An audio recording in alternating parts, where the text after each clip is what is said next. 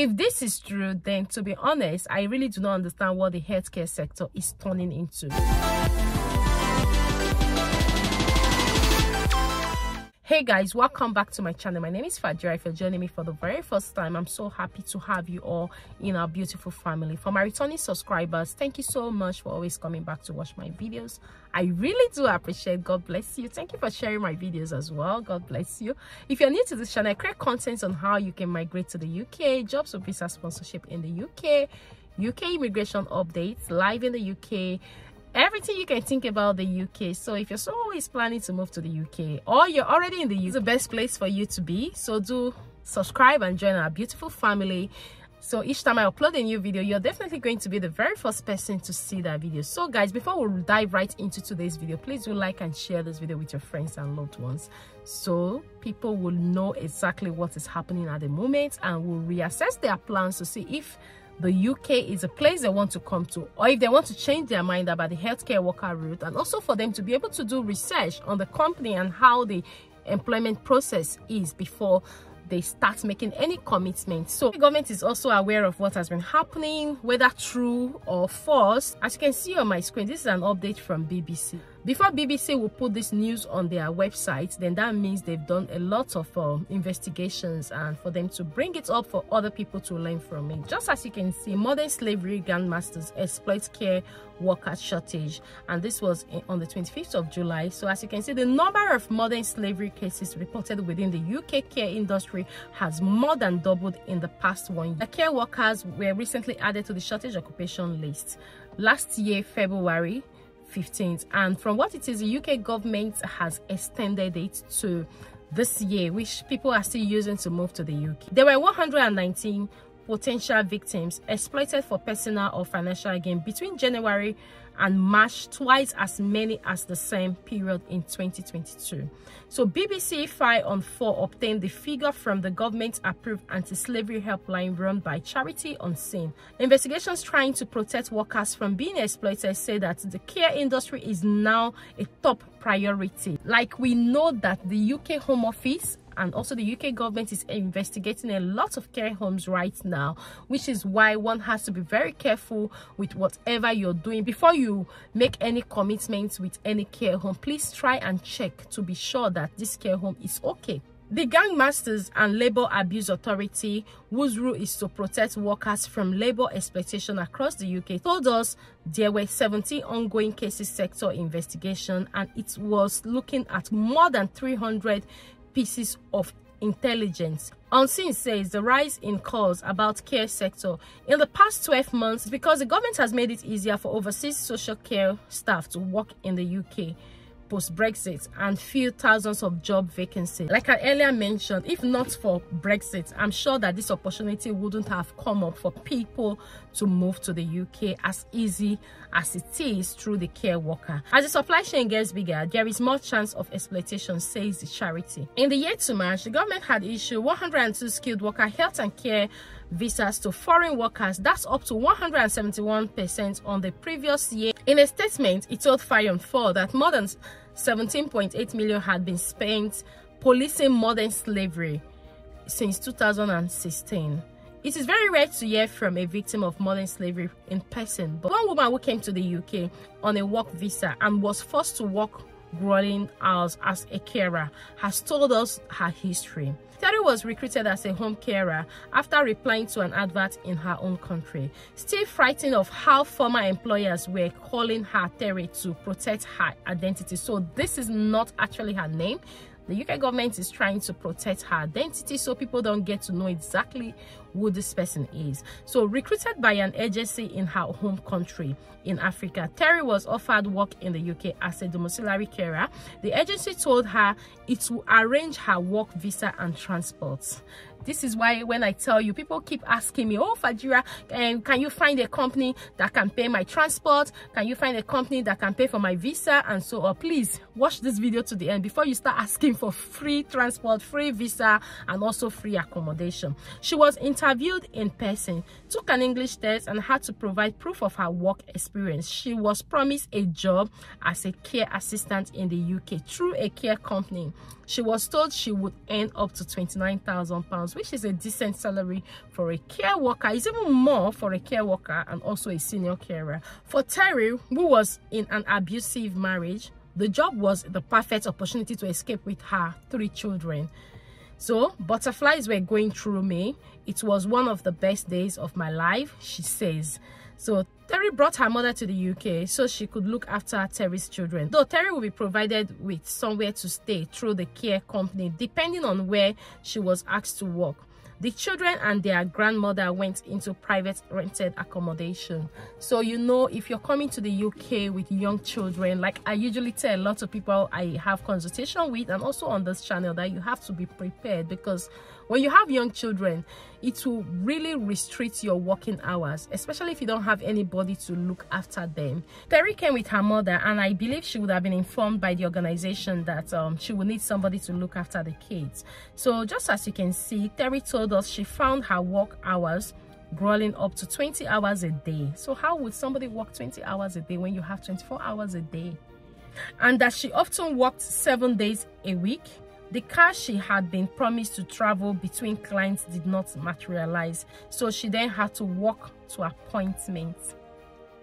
Wow, I can't believe that this is actually happening in the UK. But to be honest, I've heard some stories like this as well, but not as terrible as this. How do you work 20 hours a day? I'm beginning to think that maybe the 20 hours a day she's counting is also inclusive of the time she's not even visiting a client, because I know some people who do this domiciliary care, they have this kind of rough calculation. They start their shift from, let's say, 6 a.m. and they finish, let's say, by 10 p.m. and they have breaks in between, and the breaks are not paid for. I know that some companies usually pay for those periods that you're on break, that you're not working, but for Terry, it looks like the company does not pay for the hours she's not attending to the service users. She just gets paid for the time that she spends in their house to do what she's supposed to do. Let's say she's spending 30 minutes in a service user's house. They only pay her for the 30 minutes without paying her the full hours that she would have spent walking down there or maybe traveling down there.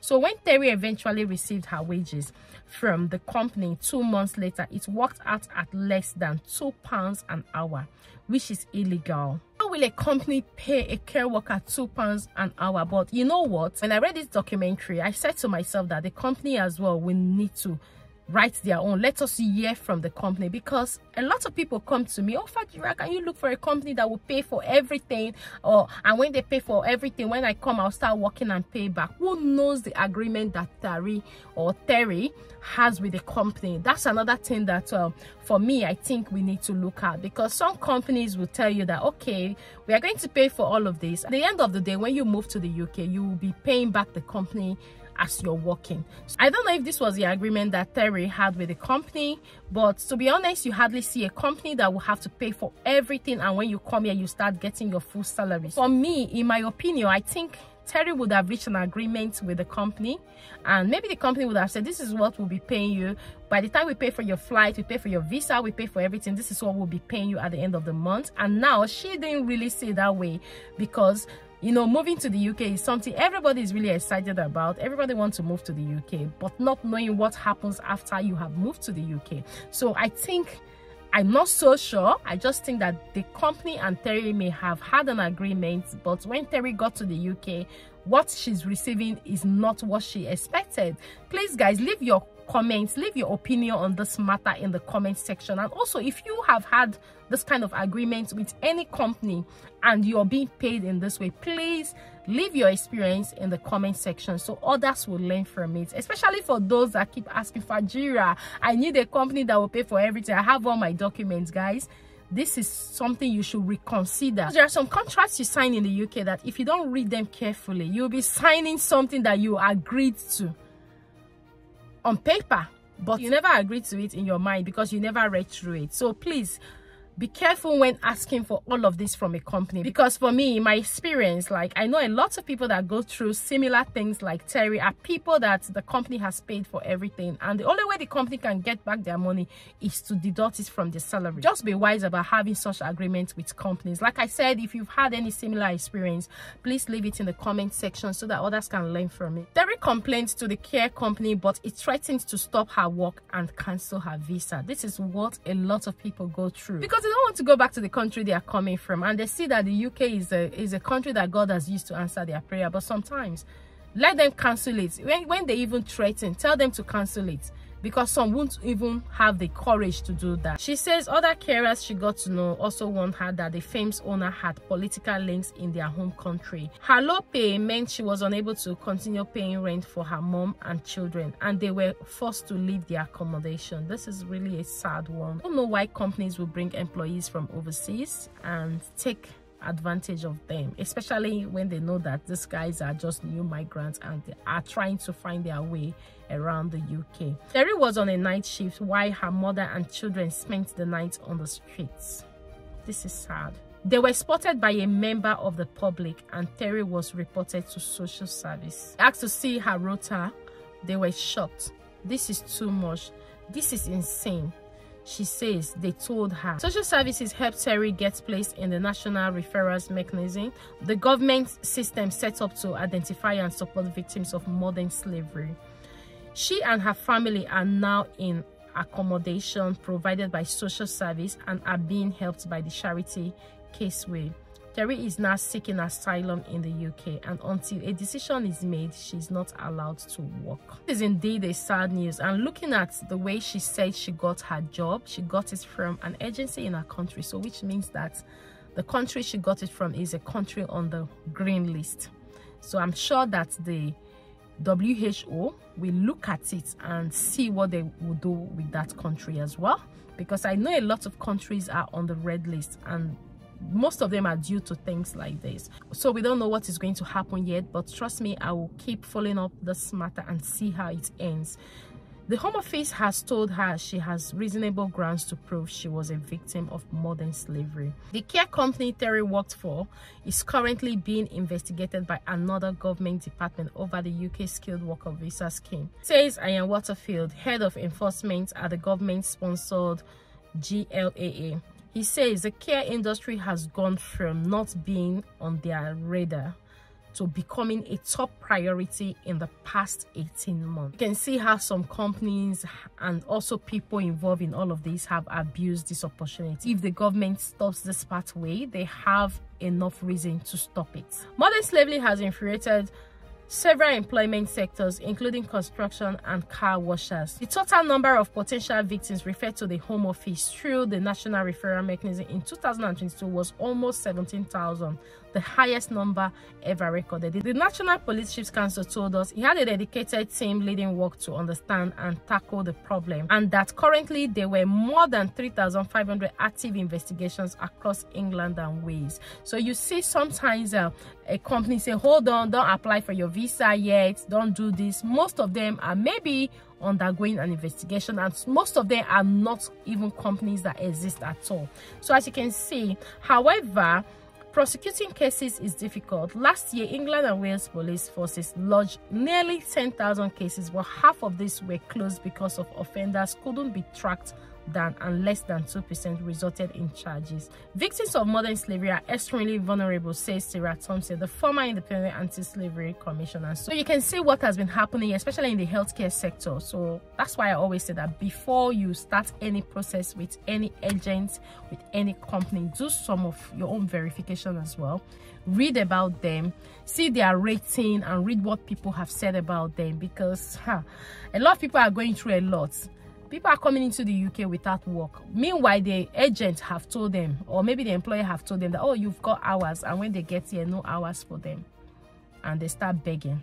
So please, this is not a too good news. But like I said, if you've had any experience similar to this, in order for us to help other people, please put down your experience in the comment section so we can all learn from it. So guys, we've actually come to the end of this video, and I hope you find it helpful. Please share with your friends, share with your loved ones. it may just save somebody, especially those that keep asking me, Fadria, I need a company that will pay for everything. This is a company that will pay for everything, and you can see the outcome. Be careful and be wise about your decision. Until I see you in my next video, guys, do take care and have a lovely day. Thank you for watching. Bye bye for now.